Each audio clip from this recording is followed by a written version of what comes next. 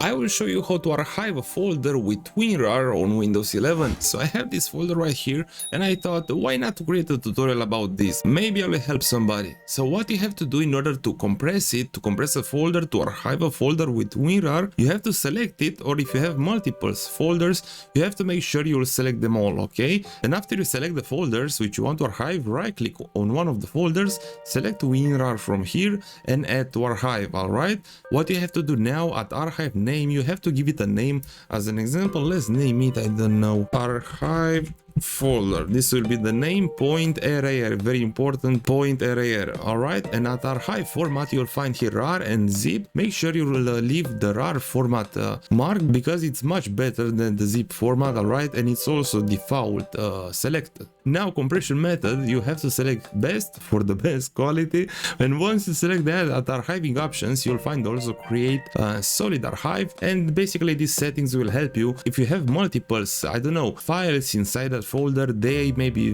very similar to one and each other. These settings will help the compression. And now what's left to do, also at browse, select where you want to save this archive. I will select to save it on desktop, but you can select it to save wherever you want. Once you're done, press on save, and now you can press on OK.